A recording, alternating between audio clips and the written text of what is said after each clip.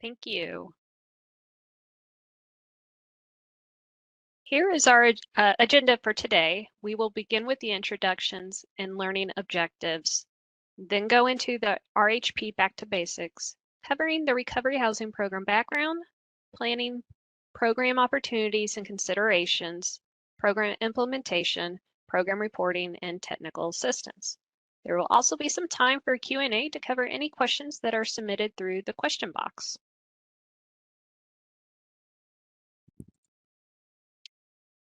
Once again, my name is Jamie Abbott. I am a consultant with ICF Inc. with hands-on experience of approximately 15 years administering multiple U.S. Department of Housing and Urban Development grants, programs for the state of Missouri and for Jefferson City, including the Community Development Block Grant for which the Recovery Housing Program is derived from.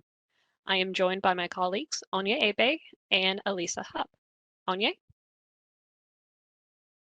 Hey everyone, afternoon. Thank you, Jamie.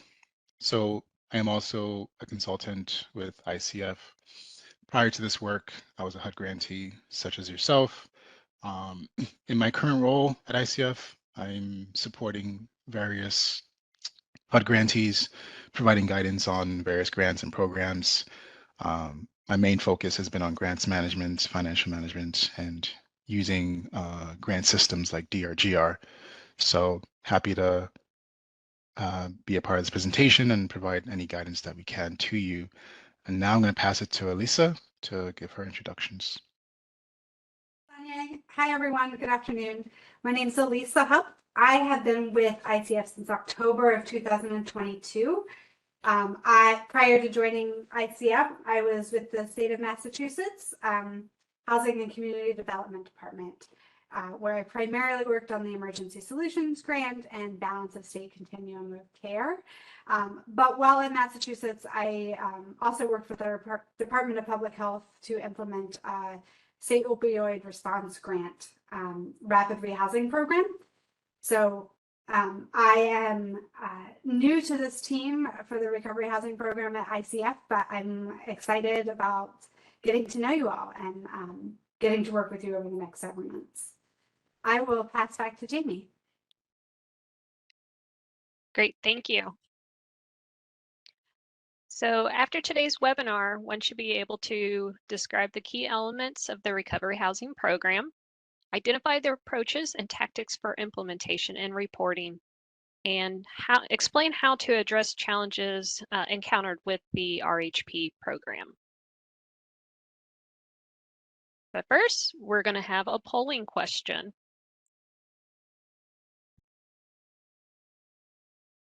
Okay, so what activities will your recovery housing program undertake? Please choose all that apply. So we'll include acquisition, public facilities improvements, payment of lease, rent, and utilities, rehab, reconstruction and construction, clearance and demolition, and/or relocation of existing tenants. And give it a few moments.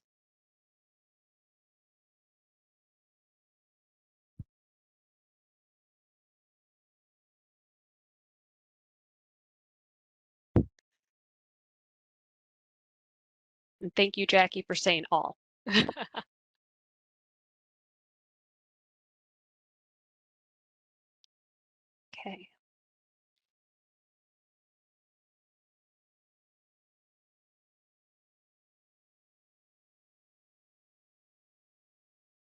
All right, if we can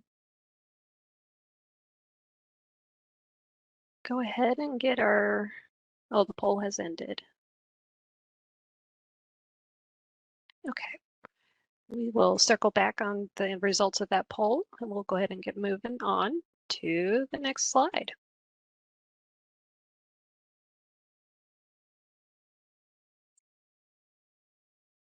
Okay, recovery housing program back to basics.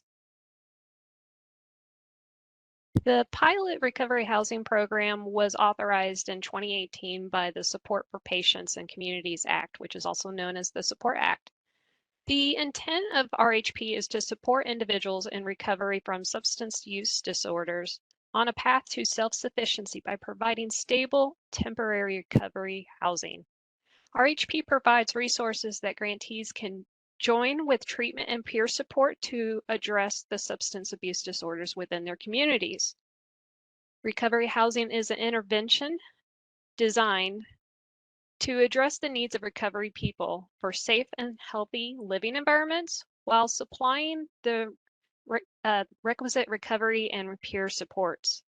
Recovery housing is a safe, healthy, family-like, substance-free living environment that supports individuals in recovery from addiction. Recovery housing is an essential part of the SUD treatment and recovery continuum care.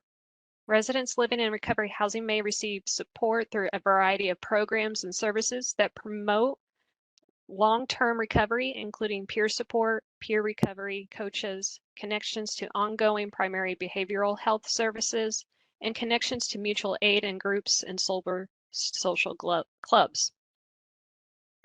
By supporting those who want to commit to a recovery lifestyle, these supportive communities reduce opportunities for social isolation and risky behaviors that often lead to a recurrence of substance abuse. The recovery housing program is based on the Community Development Block Grant Program. HUD allocated recovery housing program funds to the states and to the District of Columbia.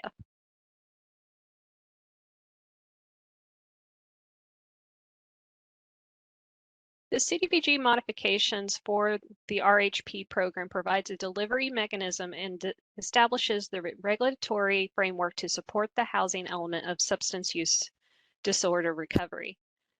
Not all CDBG eligible activities are consistent with the purpose of RHP funding, which is to provide stable temporary housing for individuals in recovery from substance use disorder.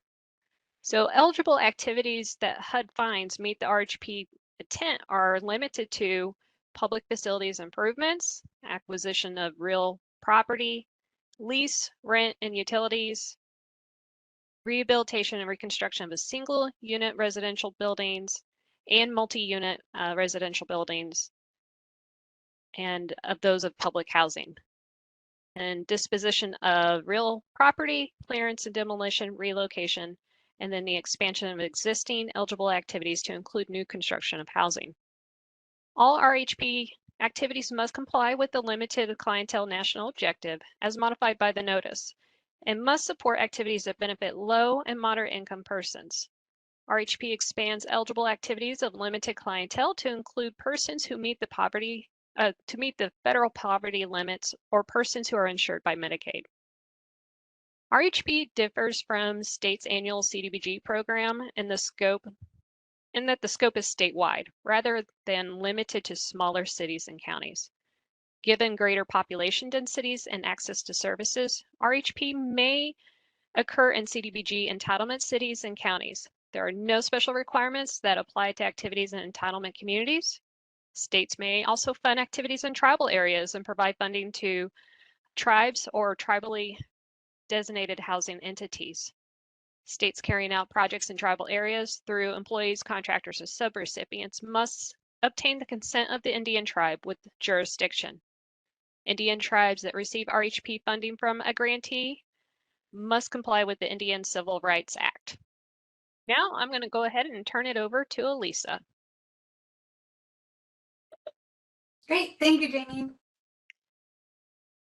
Okay, so we're going to talk about program opportunities and some considerations for you all as you can move forward with implementing your RHP funding.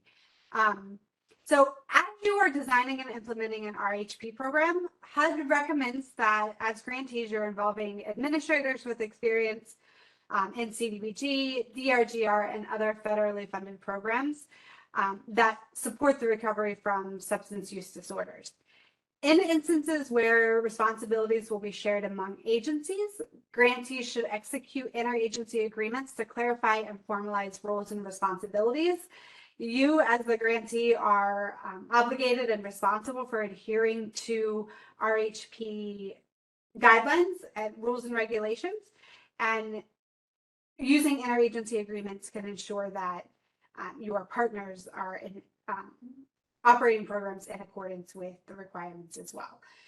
And since you can use RHP funds throughout the state, you may have to conduct outreach and involve jurisdictions and agencies beyond those typically involved in your annual CDBG program. So HUD encourages you to focus RHP funds towards projects that complement but do not supplant other federal assistance that's intended to serve people with substance use related disorders.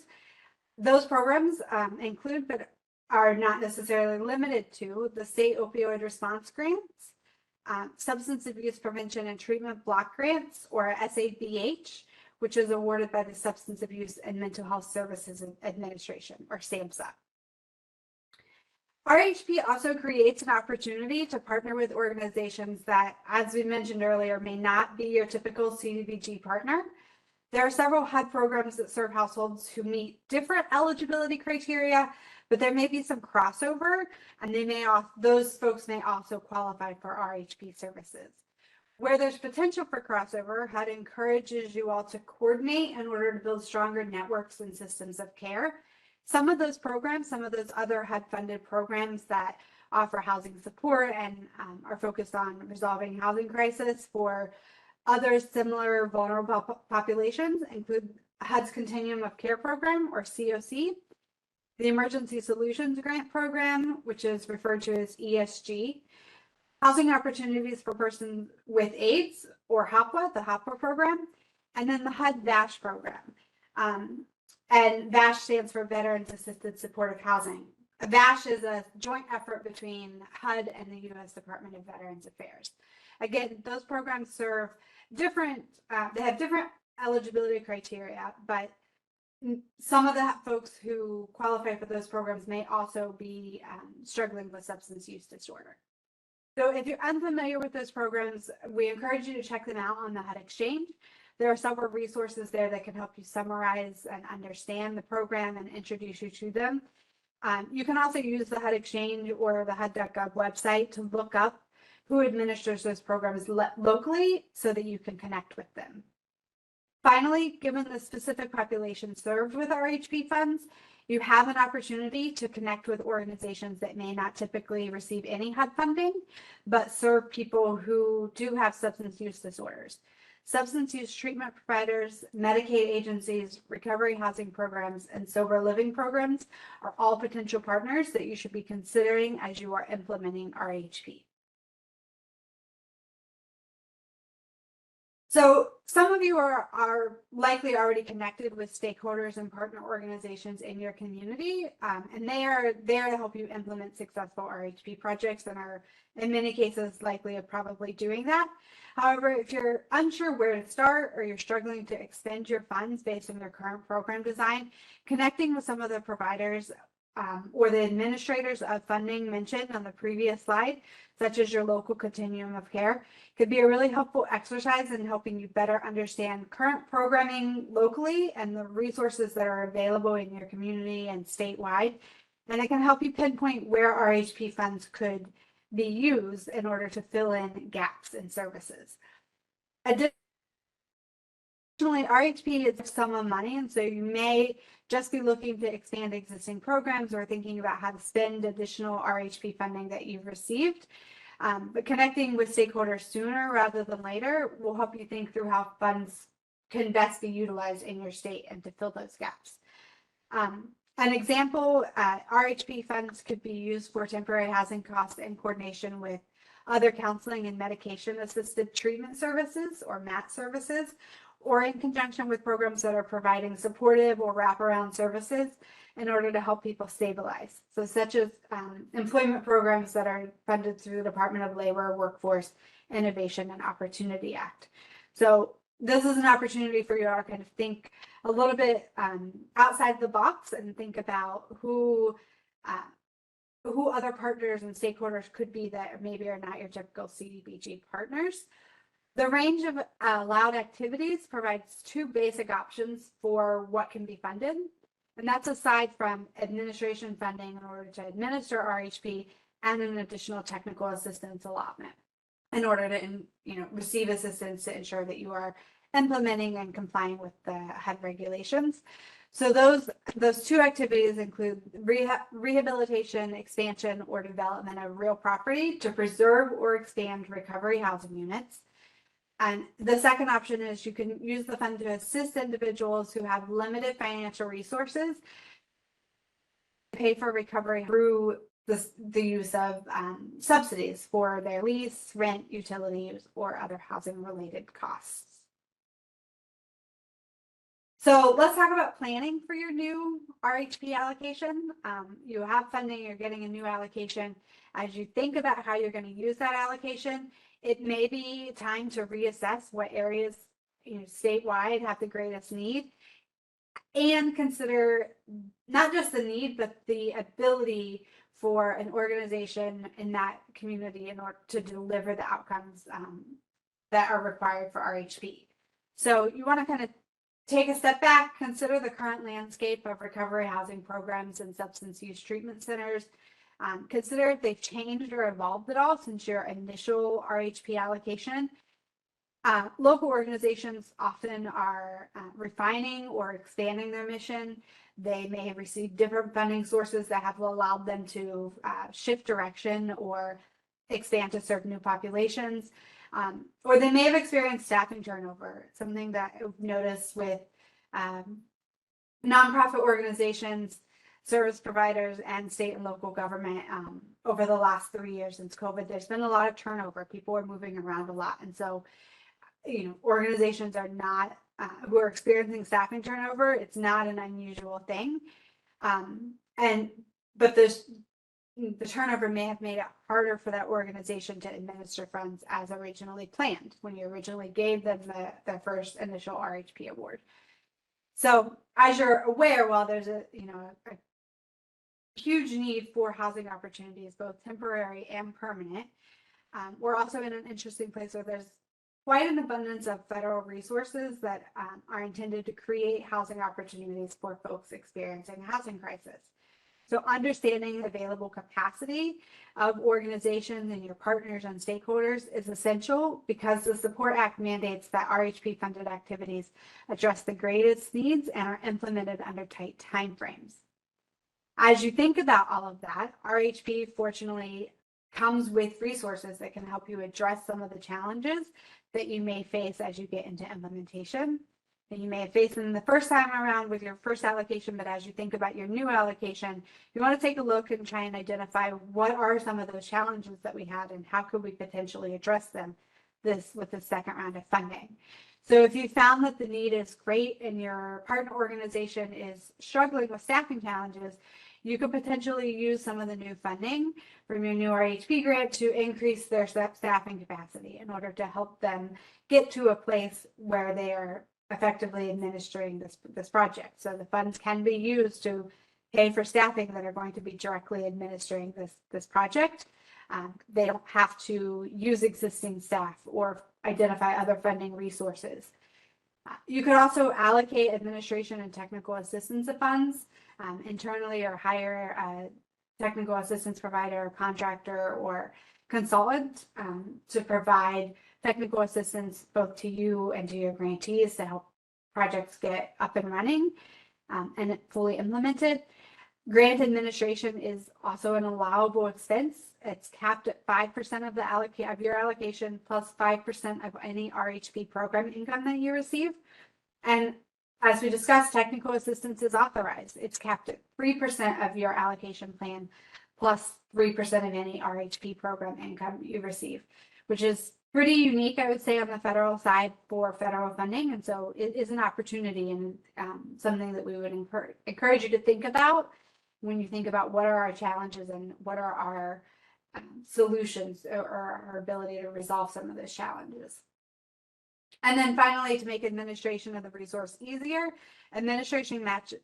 matching of administration funds is not required. So you don't have that additional match that you have to answer or resolve for or plan for. And you may also want to consider, as you're thinking about implementation of your new award, your process for selecting partners, what you've described in your selection policies and procedures. So think about, are you directly administering funding or granting funding to an UGLUG? How is that implementation process going so far? Are you successfully up and running? Are you successfully spending funds? If you are granting your funding to an UGLUG or other community partners, have you established any limiting criteria for who can apply to you for RHP funds? And if so, are those criteria necessary, or are they creating a barrier to you distributing funds and implementing RHP through your, when I say granting, I'm talking about through your application process for RHP funding. So what does your application actually look like? Your selection criteria and your review process.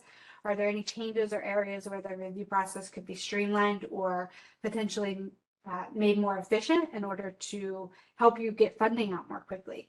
If the challenge is actually not receiving applications, but getting funding out, selecting projects. Finally, we want you to think about anticipated outcome measures. Think about them now. So, you're getting a new allocation for RHP. Grantees, you're required to track and report on the number of individuals who are assisted in RHP activities and the number of individuals that transition to permanent housing through RHP temporary housing. However, based on the needs in your grantee jurisdiction and input from the partners and the substance use recovery professionals that you are working with, you're encouraged to consider other measurable impacts of the funding. So we want you to think about what other outcomes could we measure that would help us better understand success locally and statewide. Things like housing tenure, treatment completion, attainment of earned income, like how many folks that are enrolled in our program are increasing their earned income, how many have successfully completed a treatment program that they were enrolled in. And then you could also consider sustained recovery. So if not just how many people have transitioned to permanent housing, but during that transition for a set period of time, how many of those folks sustained recovery?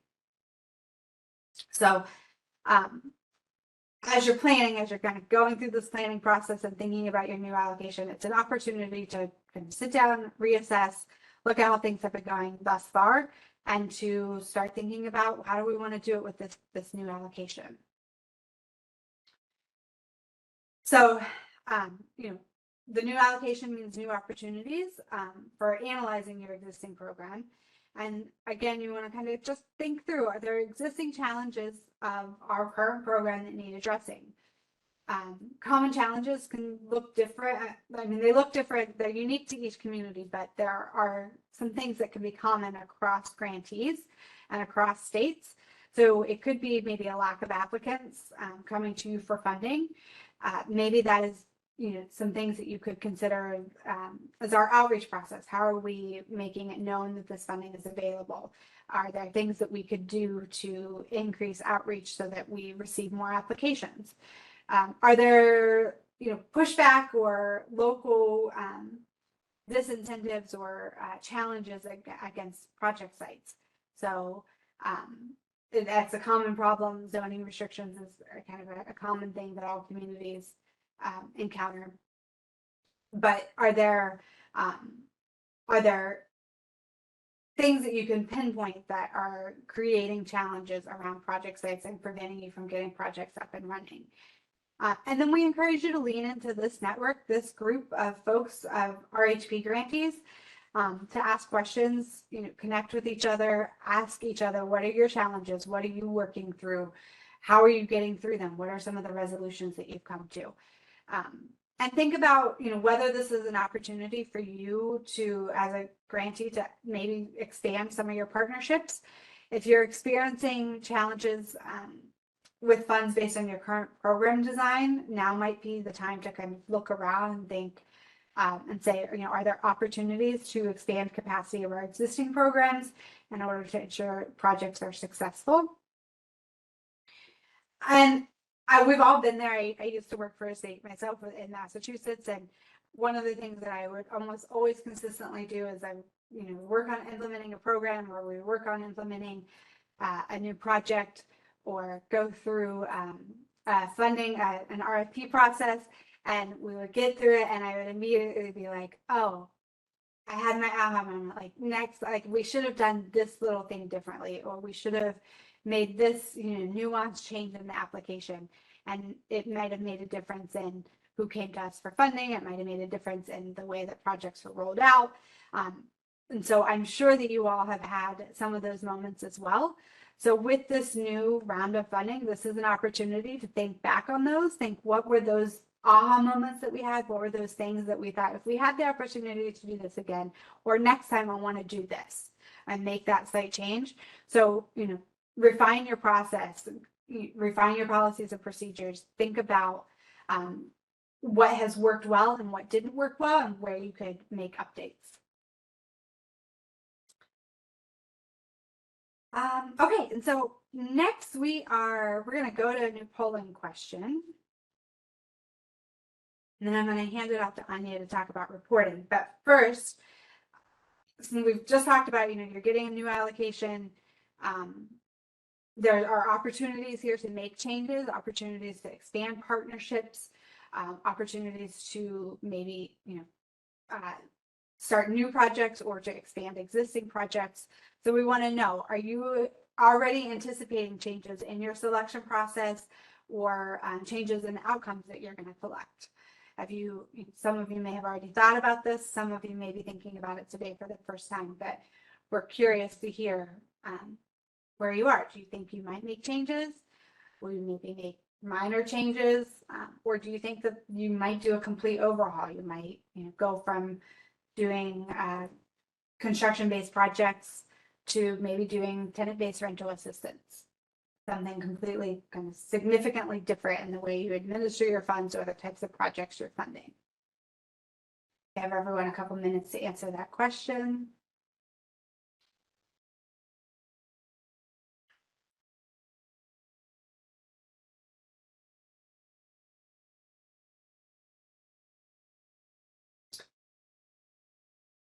And I can't tell, Kate, when the poll has ended.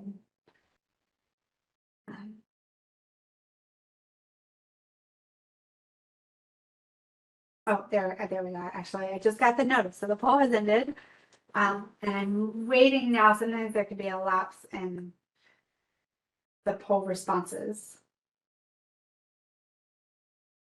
I'm not going to hold us up. I'm going to go ahead and pass to Anya. And maybe by the end of the session, we'll have figured out what's going on with the polling and how to get those results so we can share with folks. Okay, Anya. Thank you for that. So now we're going to talk about program implementation, where we'll cover a little bit about DRGR system and then talk about working with subrecipients and partner agencies. Okay. So for some of you, this might be, a refresher. Maybe you guys work with other grant funds and DRGR and you know how to do this. For some of you that don't or haven't done this yet, just wanted to give a quick spiel about the system. So the DRGR system, or the Disaster Recovery Grant Reporting System, as it's called, is HUD's system that allows grantees to be able to, one, authorize their grant funding, set up their projects, activities, and then also the main thing is to be able to draw down funding, right? But you can do other things in the system as well, whether it's reporting, entering data about compliance, TA that you're doing. It does a variety of things beyond just allowing grantees to pull funding is basically my point. So the first step in being able to actually do anything into the system, users need to have a DRGR account with a HUD provided username. HUD or your agency's DRGR admin person will be the person that can assist you with being able to request an account if you don't have one. And once you do have a username, your PIN and your password, you should be able to complete your account setup. One thing that we do want to make sure that people are aware of is that there is a 60-day period where if you're inactive, your account will need to be reset. So it's pretty good practice, especially if you're in a role where you're not using DRGR often or signing in, to just sign in at least once every 30 days to make sure that the system doesn't lock you out completely. So once you have your DRG access, once you've done your plan and you've identified what programs you're trying to run, you get approval from HUD. The next thing is to go into DRGR and start to set up your programs, right? So once your programs are established, you go into DRGR, you start to set up your projects and activities. There is a specific module in DRGR for creating projects. There's another module in DRGR for creating activities. Projects will typically be aligned with your RHP programs, like a one-to-one relationship. But again, these are structures that could be unique to how you're choosing to manage or track your grant funding. Activities will allow you to charge costs to the grant. So beneath your projects can allow you to contain multiple different types of activities. Each activity is how you would charge costs, like I said, but it also allows you to report to HUD how you are complying with the grant requirements as well, whether it's meeting a national objective, reporting on the anticipated outcomes that Elisa just talked about. I am not going to go into detail on how to do this step by step, but if you guys go to the HUD Exchange, some of you may remember we did a series of webinars on how to navigate DRGR and do specific things in DRGR, which are all posted online with the slides and transcripts. So I just recommend you guys to go back to that previous webinar series and in order to find the detailed step-by-step on how to do this. Once you establish your activities and they're approved, you can then start to draw down your funds from the RHP grants to cover all the costs that you're incurring, you or your subrecipients are incurring. You should make sure as well that before you start to draw down funds, that you have established your policies and procedures, meaning that you've outlined who is responsible for drawdowns, how costs will be reviewed, the frequency of drawdowns, and also how you would be making sure that you're reconciling your financial information and tracking your outcomes to what's being reported in the system. And then lastly, DRGR within the system has reporting templates that users can run to track the progress in their grants. This is called MicroStrategy, and it's a specific function or feature in the system. Again, refer to the old webinar series because I think we did go over how to get there and how to navigate it. You can also refer to the HUD user manual on DRGR, which is again posted on the HUD Exchange. But point is, or the takeaway is, there are those reports in the system that you can run. They're basically canned reports. You can customize to some extent, but the canned reports really allow you to export data from the system and see different things that are just good to know in terms of grant management, whether you want to see how how often you're drawing down funds on a monthly basis, or see how all the outcomes that you are putting into the system, how they're being tracked. It's good, as a recommendation, it's good to familiarize yourself with the various reports and get comfortable with them. So that being said, I'm going to pass it over to Jamie to dive into how y'all should work with your subrecipients and your partner agencies. Thanks, Anya. Most grantees find that they are working with subrecipients and partners who are new to HUD regulations and compliance. Therefore, grantees will need to be proactive by providing training and guidance for carrying out RHP activities. Grantees should start first by identifying the existing staff expertise and then determine if there is a need to request technical assistance at the grantee level. Best practices include a new subrecipient meeting by providing one-on-one approach tailored to the project and the subrecipient's needs, addressing cross-cutting requirements, which we will cover these requirements on the next slide, and communicate financial and reporting requirements, such as when will the reimbursement draw requests, when should those be submitted, expectations of supporting the documentation of those draws, and reporting. How often should the subrecipient report to the grantee? Is it monthly? Is it quarterly? Now remember, these reporting will aid in the grantee in complying with the HUD's annual performance report, which we will cover later.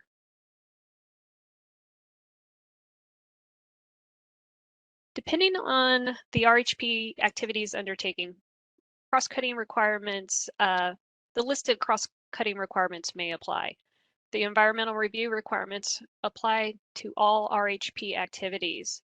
Responsibilities between the state, subrecipient, and partners apply to all RHP activities or all aggregate activities of the project. Responsibilities between, the environmental review process is to analyze the effect a proposed project will have on the people in the natural environment within a designated project area and the effect the material and social environment may have on the project. Uniform Relocation Act applies when acquiring real property with federal funds. There are certain conditions that have to be met, including notices provided to the owner and any tenants of the property at the appropriate time. HUD Handbook 1378 is a great resource for complying with URA requirements. Procurement.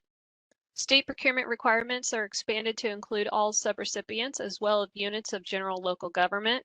States must comply with 24 CFR 570.489G procurement requirements and establish policies and procedures for subrecipients and units of local government. Labor standards. Construction work financed in whole or in part with RHP funds must adhere to certain federal labor standard requirements. Davis-Bacon Act is triggered when construction work is over $2,000. It requires that workers receive no less than the prevailing wage being paid for similar work in the same area. Davis-Bacon does not apply to the rehabilitation of residential structures containing less than 8 units or force account labor. Copeland Anti-Kickback Act requires workers be paid weekly, that deductions from the workers' pay be permissible, and contractors maintain and submit weekly payrolls. Contract Work Hours and Safety Standards Act applies to contracts over $100,000 and requires that workers receive overtime compensation for hours worked in excess of 40 hours in 1 week. Section 3 projects means housing rehabilitation, housing construction, and other public construction projects assisted under HUD programs that provide housing and community development financial assistance when the total amount of assistance to the project exceeds the threshold of $200,000. The purpose of Section 3 is to help promote training, employment, contracting, and other economic opportunities to low and very low income persons.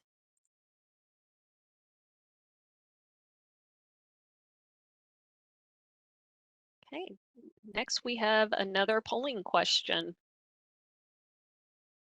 Rate the difficulty of each cross-cutting requirement on a scale of 1 to 5, with 5 being the most difficult. So first one is going to be for environmental review. If you could select A, A is for 1, being not difficult. And then B, 2, C, D, you get the gist, and E being 5 for the most difficult. Give you a few minutes or a few moments to please answer that.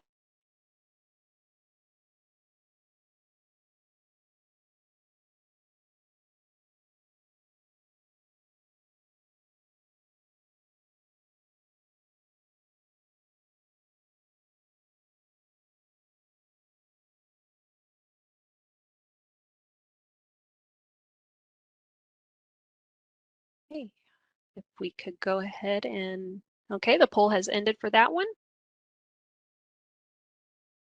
And if we can go ahead and move to the next poll.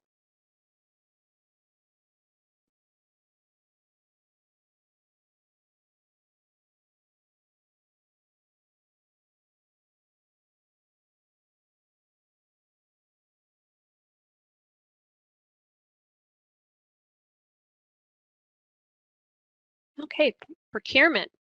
Once again, if you would like to rate each between 1 and 5 for procurement, I'll give you a few moments to answer.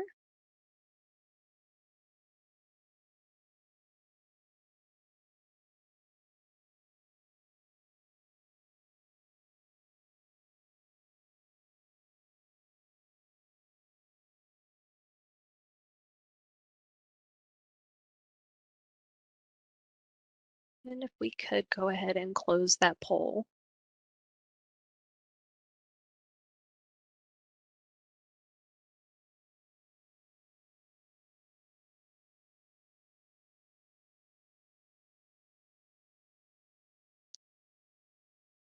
And the next one is on labor standards. Once again, if you could rate the difficulty of labor standards between 1 and 5.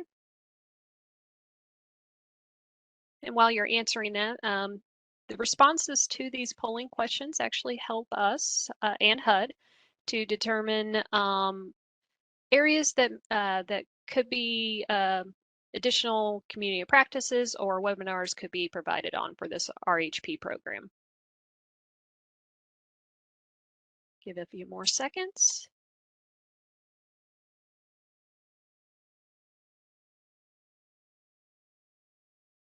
The poll has ended. Thank you. We got 2 more to go. Next one will be for section 3.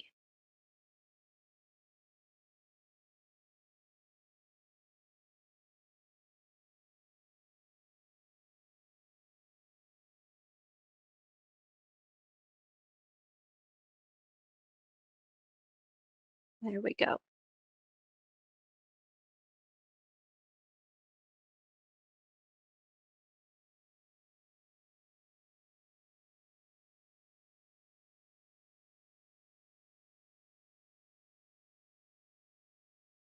Give it a few more seconds.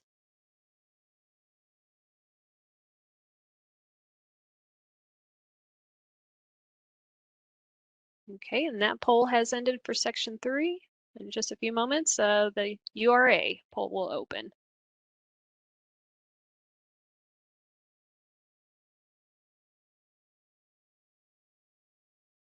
And finally, URA, rate on a scale of 1 to 5.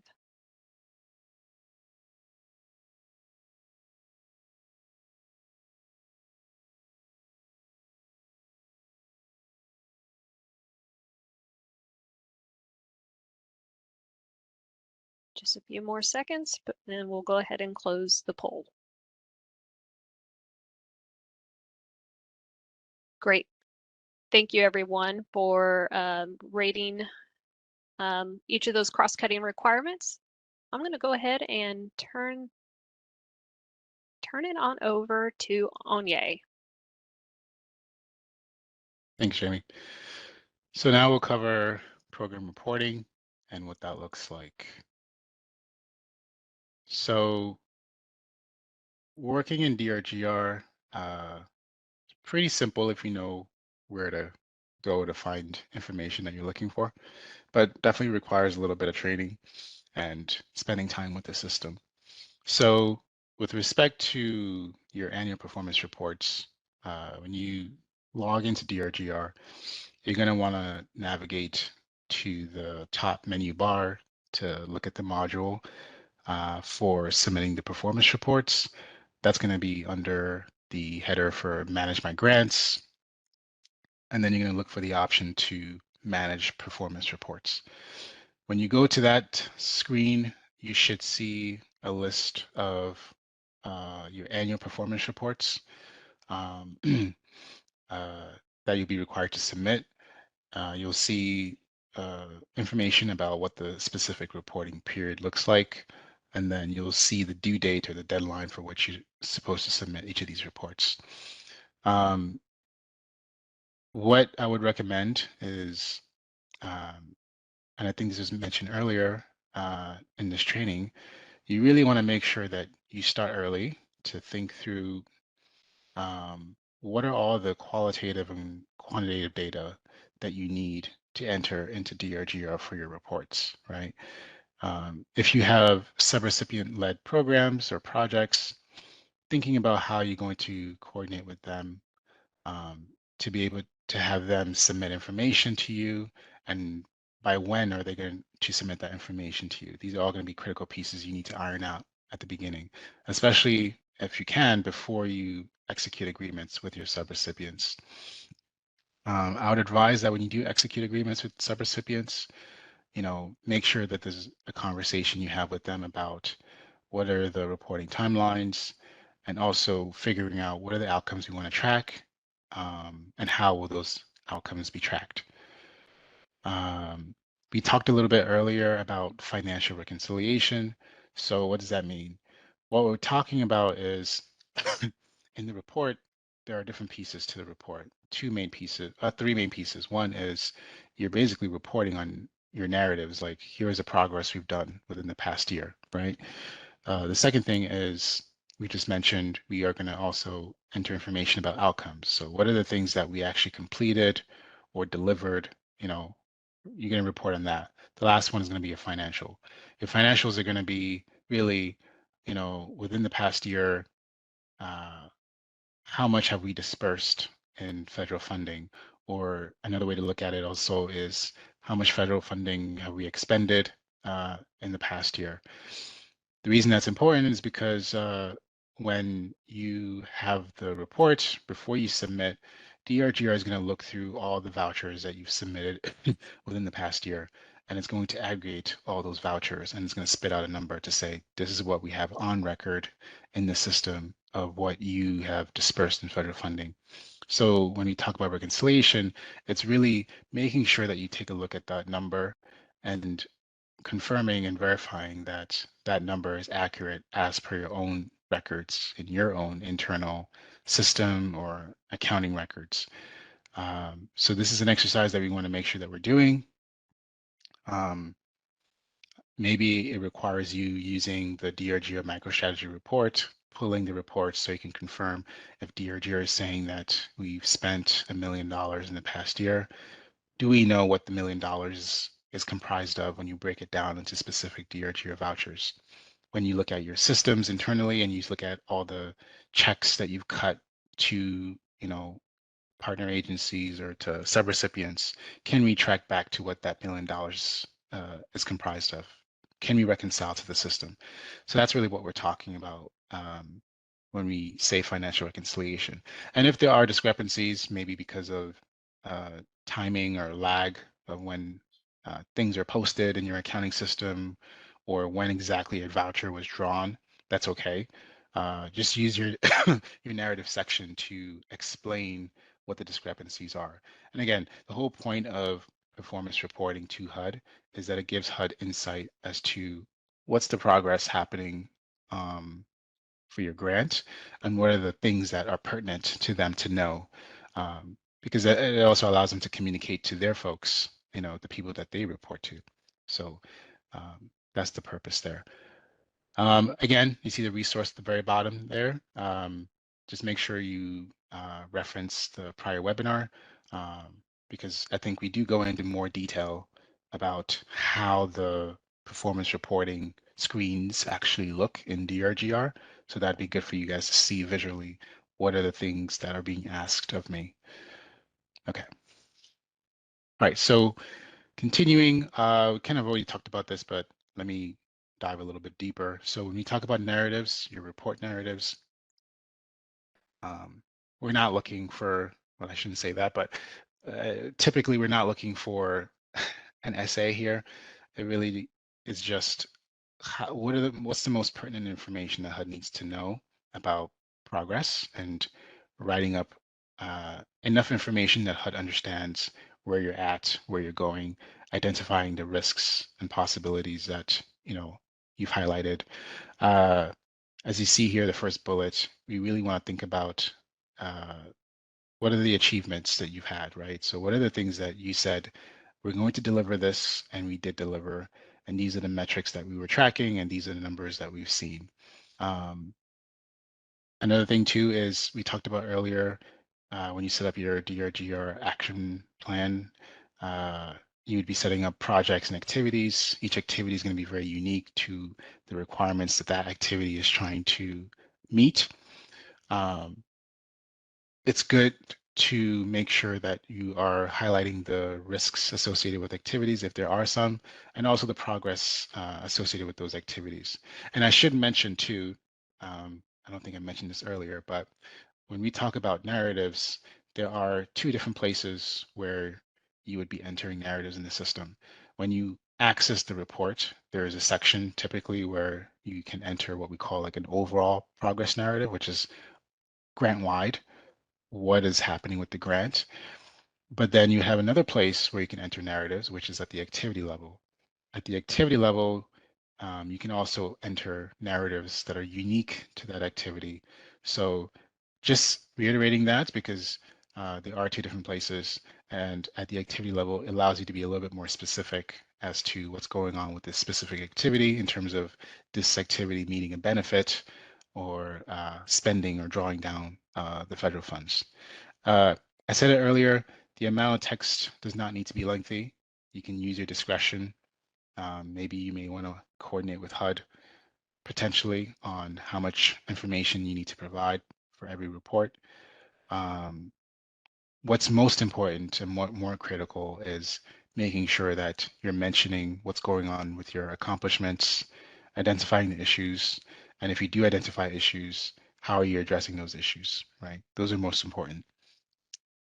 Okay. The last thing, oh, before I get to the last thing, I don't think I mentioned this earlier, but when we talk about the financials and the outcomes in the report, just be aware that when you do look at the performance report, you'll see multiple tabs as soon as you click into it, right? You'll see financial, narrative, measures. There's also a place to upload documents if you want to upload attachments for HUD, and then some other supporting tabs. The financials and measures, financials is where you reconcile your financial information, measures is where you'd report your outcomes. You need to go to the activity level to actually enter the information for your financials and your outcomes. I'm going to call it the parent-child relationship here within the report. At the parent level, you can only see the information because it's aggregating all the information across all your activities for your financials and your measures. But to actually add progress information into the system, you'd want to make sure to go to your activity level to make sure you get that information entered into it. The only thing that would be editable, I believe, at the parent level is the overall progress narrative that I mentioned earlier, in addition to adding documentation and things like that. Okay, so now the last thing I wanted to mention was, because some grantees tend to forget this, but before you start to enter information into your annual performance report and lock it in, you want to actually make sure that you get your action plan approved before you start work. The reason being is that once you lock in your action plan, that the latest and greatest information about what activities you've set up, your drawdowns, everything should be cleanly integrated with your latest your latest performance report. Just so there's no like data integrity issues that happen. So just a quick reminder on that, make sure you submit your, if your action plan is not in reviewed and approved status, just make sure that you submit it before you start working on your performance report. And again, when you're working on your performance report, I think we mentioned it earlier, make sure you're thinking about timing, you know, your performance report, I'll get it to it in the next slide, actually. Next slide. I just realized I'm moving ahead. All right, so the thing to remember here is that beginning 30 days after the close of the first federal fiscal year, in which you and HUD have signed a grant agreement, you will be required to submit an annual performance report, right? And you'll be submitting the report 30 days after the end of the federal fiscal year, right? So I believe the federal fiscal year ends September 30th, right? So the report would be due October 31st. I hope I'm not wrong there. So just remember that, or not 31st, but the 30th, I should say, October 30th. So just remember that timeline, right? So when you're thinking about submitting the report and your deadline, you may or may not want to start maybe in August, or maybe you start in September, just to give yourself enough time to get all the information, review it, and then submit it. But also give yourself enough time to be able to submit, if you need to, the action plan to HUD for them to actually review and approve it in order to start the work. So there's a whole thing around timing that needs to be navigated to make sure you have enough time to do all this work. Okay. And then the last thing here is this requirement to submit your annual report um, is ongoing, right? It will keep happening until the last fiscal year in which the grant is open, or the period of performance ends, whichever comes earlier. So just be aware of that. And there is a button, which you don't have to worry about right now, but there is a button whenever you do submit your final performance report, there'll be a button to identify that this is going to be the final performance report for this specific grant. And that's how you would let HUD know, like, okay, we are ready for closeouts. We've submitted our final performance report. What are the steps to finally close out this grant? And just to say it explicitly, if it's not obvious, each of these reports will be submitted through HUD's DRGR system. I cannot remember if there's a requirement. I don't think so. I might be thinking of a different grant. I don't think there's a requirement to download and post the performance report anywhere, if I'm not mistaken, but all the performance reports will be submitted through the DRGR system. All right. So now we're going to have another polling question. This should be an easy one. Wanted to ask the group, what are some challenges faced or that you faced in carrying out RHP programs? We might be having issues with the polling response where you may only be able to select one, not sure. Just go ahead and select one. If you want to put in the chat multiple options, you can do that as well.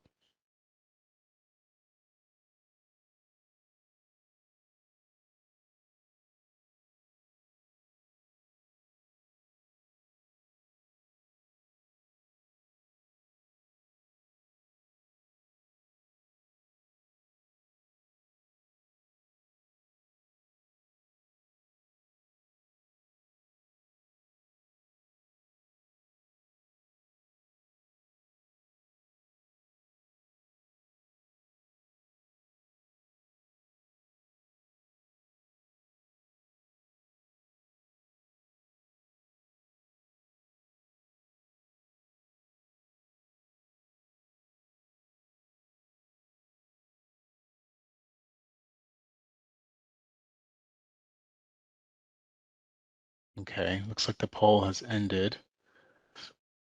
Can't see the results, Kate, but do you happen to have them on your end, the results?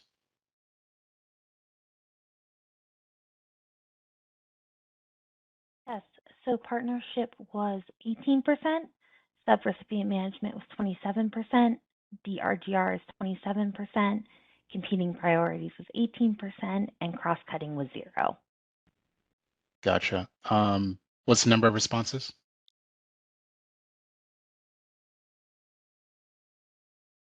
11. 11. Okay, good. So if I heard correctly, it seems like subrecipient management and DRGR are the critical things, which is, I guess, maybe not surprising. So uh, don't want to speak for HUD, but you know, I think the option for TA is still available. Please make sure you reach out to HUD if you need support on DRGR. Folks are happy to work with you one-on-one on anything related to DRGR. There's a lot of resources online, like I mentioned, from the user manual to the DRGR fact sheets to the RHP webinar trainings on DRGR that we have posted on the website. If you need additional TA, please reach out.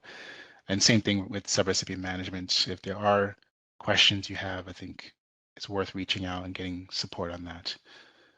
Okay, I'm going to keep us moving, and I'm going to pass it over to Alyssa to talk about technical assistance. Yes. Thank you, Anya. So I realized we're a little bit over time. I think we had originally slotted an hour. So if you do have to jump, we totally understand. The webinar is being recorded, and we are just going to kind of wrap it up at the end. We're at the end of it now. I just want to take a minute and put a plug in and kind of carry on with what Anya was saying about requesting technical assistance.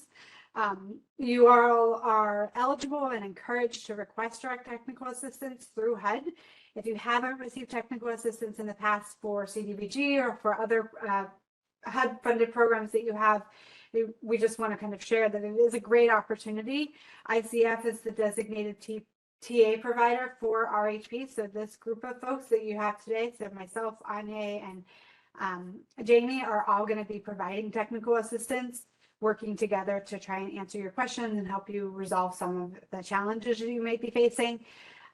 And you know, again, it's not just the challenge. We want to acknowledge that it's not just the challenge about solely spending your funds. While that is important, the goal of the program is providing housing opportunities and support for people who are struggling with substance use disorder and helping them get to a place where they are more stable. And so the quicker we can get funds utilized in the community, in your communities, the better, the more likely that you're able to reach those in need. So you can request direct technical assistance through the HUD website. We do ask that you communicate with your HUD field office first and let them know that you have a need for technical assistance.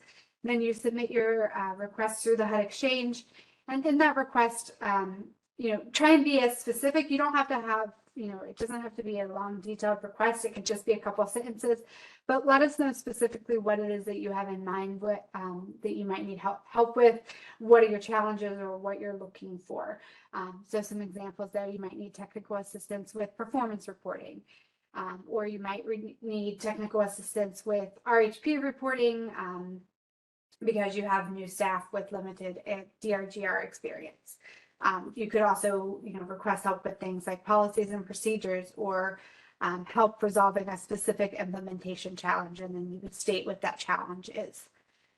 And then finally, we want to kind of let everyone know that we are going to be doing a little bit of like proactive outreach to folks and looking to, connect with folks and see if you do have a need for technical assistance and seeing how we can help.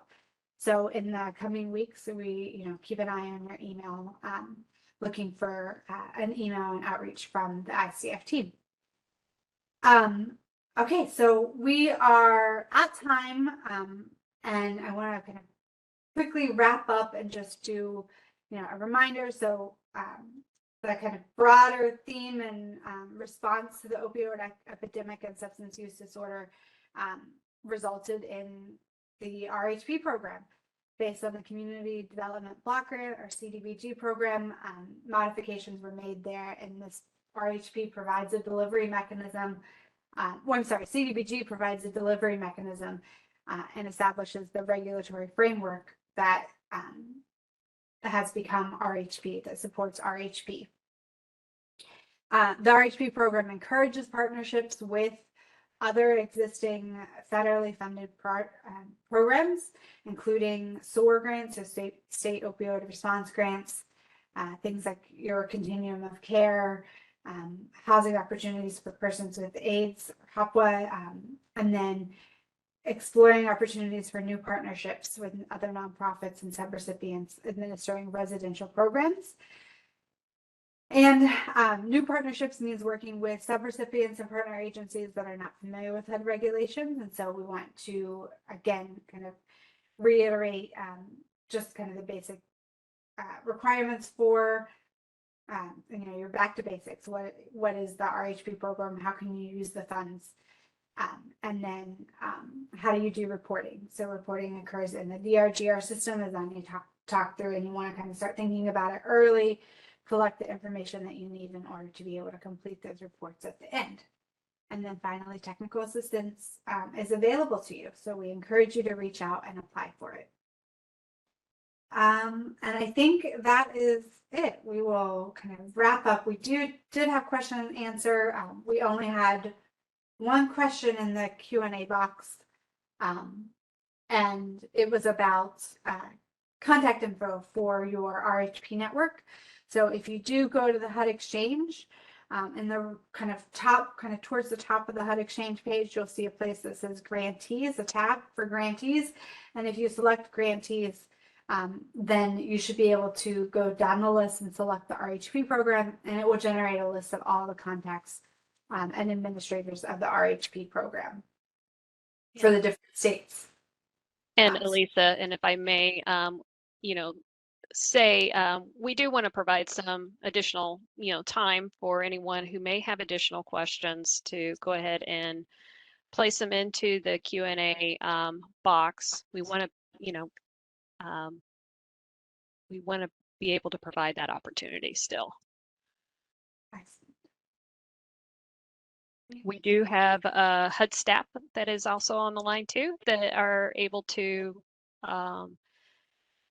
assist in answering the questions. So grantees, I do implore you to take a moment to go ahead and submit your questions into the Q&A box.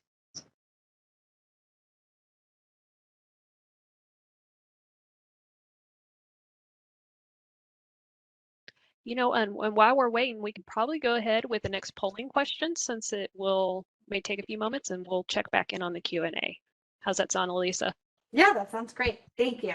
And I think I got the length of the webinar confused, so I apologize for that. I was rushing us through, and I don't think we needed to rush. So,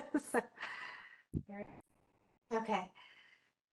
So the next question. So what topics would you like to hear about for your next webinar? So we've given you some options there: DRGR problem solving, reporting on RHP performance measures and outcomes, or office hours. So an opportunity to ask RHP questions with the SMEs. So go ahead and provide your responses to the poll there. And then Kate, when that ends, we might need you to read out the responses.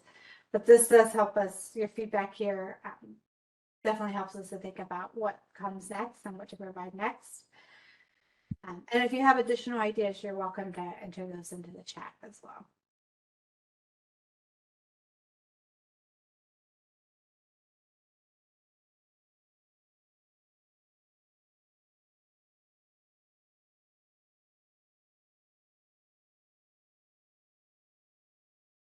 Also, we have a question in the chat about applying for funds. And the question is, would my first step be HUD or the RHP network? So the way that it works is HUD actually identified through an allocation process and a formula process who the RHP state recipients would be, and including DC, and made those awards. So now those states and Washington, D.C. have to distribute the funding locally within their communities. So I would look at the RHP network for that contact list and look to see if there's RHP funding in your state and who the contact would be, and then contact them to see if they have an application process. I'm making an assumption that you are asking from the perspective of an organization or an agency who might want to administer RHP funding, or as someone who may be interested in applying for services. But either way, you can back into finding out if there are RHP funds awarded to your state, and then who that contact would be.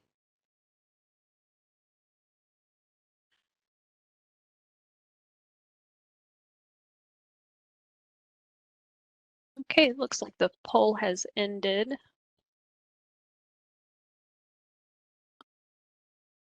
And Lisa, I am not able to see the results. Yeah, same. I still can't see them. Kate, are you able to read them off for us again? Yes. So for DRGR problem solving, it was 10%. For reporting RHP performance reporting, it was 7%. And for office hours was 10%. And there was 8 responses. Great. Okay. And definitely, folks, if you have ideas or other things that weren't in this, you can put them in the chat or let us know. We're always interested in kind of hearing what folks are looking for, what would be most useful. Okay, and just a last check into the Q&A box. There were no additional questions provided. Okay. All right. I think we will wrap up then. Is that right, Jamie? Yes, thank you all for attending, and make sure to visit the Recovery Housing Program page on the HUD Exchange. And there's links out there, including on links out to the requests on call technical assistance as well. And thank you very much for attending. I hope you all had enjoyed this webinar presentation today. Thank you. Thank you.